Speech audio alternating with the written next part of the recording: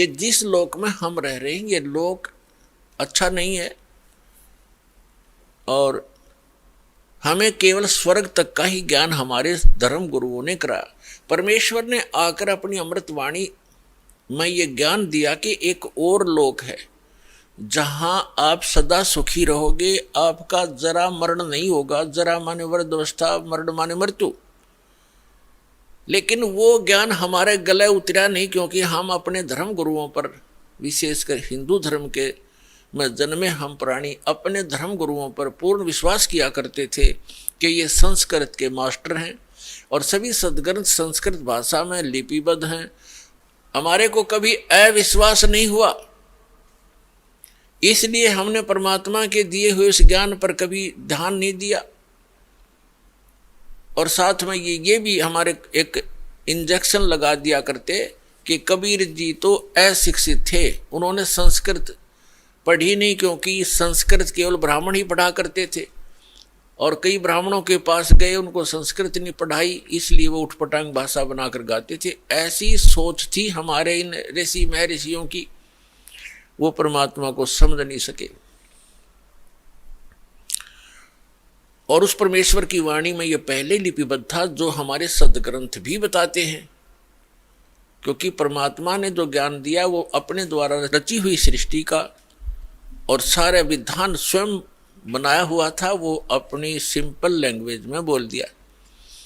अब जो प्रसंग चल रहा है कि उस परमात्मा ने भी बताया था कि एक सतलोक है जहाँ जाने के बाद, जहाँ जन्म मृत्यु नहीं होती, जहाँ वृद्धावस्था नहीं है, वहाँ किसी चीज का अभाव नहीं है, वहाँ सब सदाबहार वृक्ष है, सदाबहार सब मेवा हैं और दूधों की नदियाँ बहती हैं।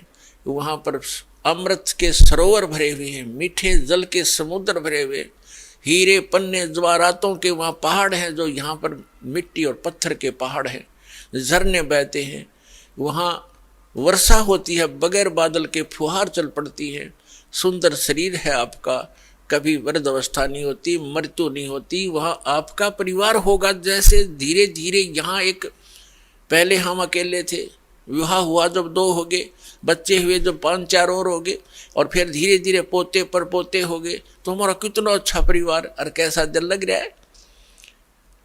और 1 मिनट में ना जाने पोता मर जा, पोती मर जा, बेटा मर जा, बेटी मर जा, स्वयं की टिकट कट जा, तो खा का ये स्थान, तो वो स्थान है जहाँ पर हम कभी मरेंगे नहीं। हमारा परिवार होगा, सारी सुविधाएं होंगी, मनोमयी विमान होंगे आपके, यहाँ तो एक साइकिल नहीं जुड़ता सारा दिन, और वहाँ पर ऐसा सुविधा है कि आप चाहोगे आपके सामने विमान खड़ा होगा, और जहाँ जाओगे बैठ के परिवार, कहीं बहुत बड़े बड़े पार्क हैं, बड़े सुंदर स्थान हैं, तो वो स्थान है जो भगवान ने स्वयं आकर बताया। और इसी का परम समर्थन हमारे सदग्रंथों ने दिया। अपने आत्माओं,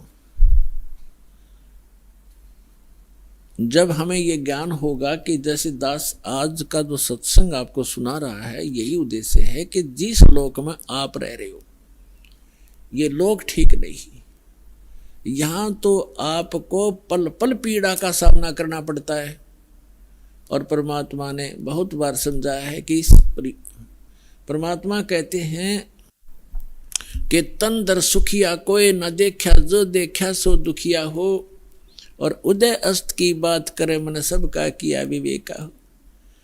देखो निर्धन तो वैसे ही दुखी है, उसको तो सारे ही कष्ट उठाने पड़ते, भूख से भी परेशान, कपड़े वस्त्र मकान भी नहीं।